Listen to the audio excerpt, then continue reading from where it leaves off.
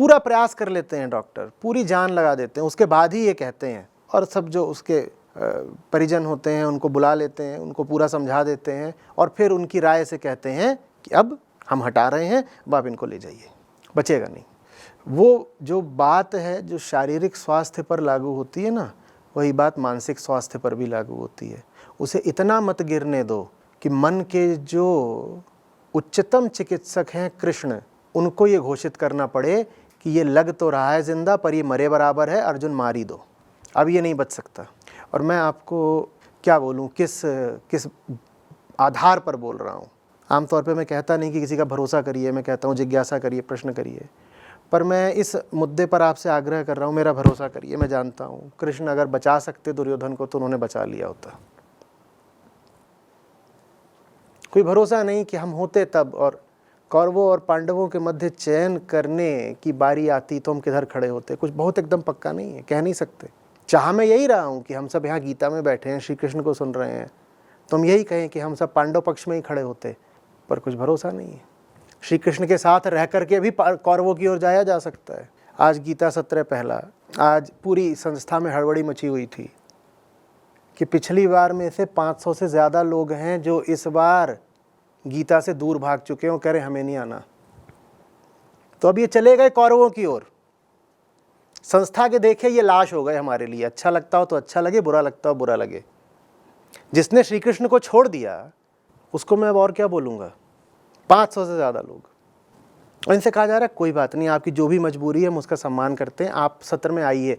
वो सुनने को तैयार नहीं है, वो फ़ोन ही नहीं उठा रहे। अब इंसान भी नहीं रहे वो, कैसे कहते हैं इंसान है।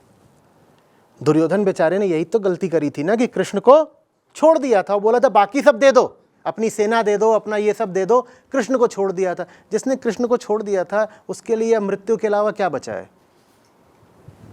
जिसने गीता छोड़ दी है उसके लिए अब क्या है, कुछ नहीं।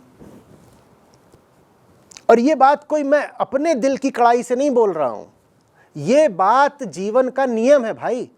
मैं बस उस नियम को उच्चारित कर रहा हूं, मैं वो नियम बना नहीं रहा हूं, मैं वो नियम बता रहा हूं। जो कृष्ण का नहीं रहा वो लाश है। मजेदार बात यह है कि वो लाशें इस वक्त इस सत्र में ये सुनने के लिए भी मौजूद नहीं है कि वो लाश हैं, क्योंकि लाशें सुनती नहीं। अब इसको संयोग बोलें क्या बोलें कि आज ही कृष्ण ये लेकर के हाजिर हो गए। पूछो कि क्या है, किसी तरीके से अगर पकड़ो इधर उधर के दूसरे नंबरों से, वो सुबह दुकान खोलनी होती है 8 बजे, तो वो 12 बजे नींद आ जाती है। क्या करें हम, शाम को 7 बजे शुरू कर दें, शाम को 7 बजे तुम्हारी दुकान बंद नहीं हुई होती है। हम तो रात में शुरू करते हैं, इसीलिए कि तुम दुकान भी बंद कर लो, तुम घर भी बंद कर लो, तुम खाना पानी भी कर लो, तुम दुनिया के सब झंझटों से फारिग हो लो और फिर इसमें ध्यान लगा के बैठ जाओ। तो कृष्ण आ गए हैं, उन्होंने तो अपना फैसला सुना दिया। ये भविष्य में नहीं नष्ट होंगे अर्जुन, ये मरे हुए हैं।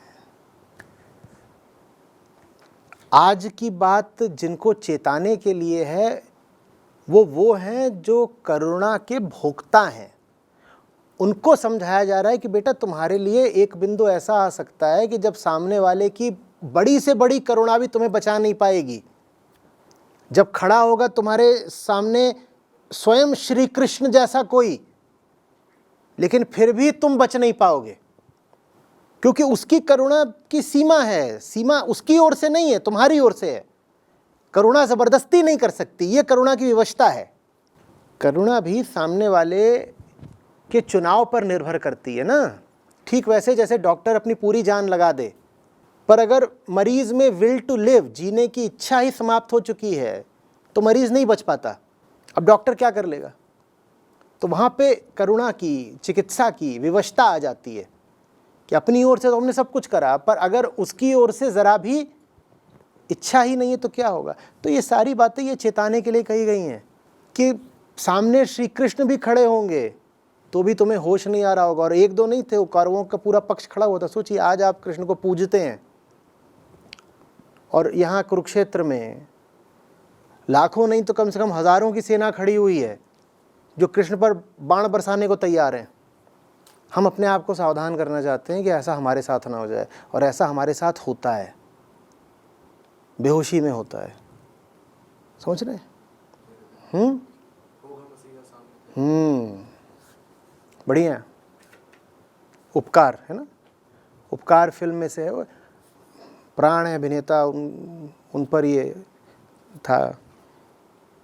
आवाज़ मन्ना डे की आवाज़ है, मन्ना डे की आवाज़ है कि होगा मसीहा सामने तेरे फिर भी न तू बच पाएगा। तो अपने आप को उस हालत में मत ले आ दो, और ऐसा हो सकता है कि तुम्हारी हालत ऐसी हो जाए कि होगा मसीहा सामने तेरे फिर भी न तू बच पाएगा।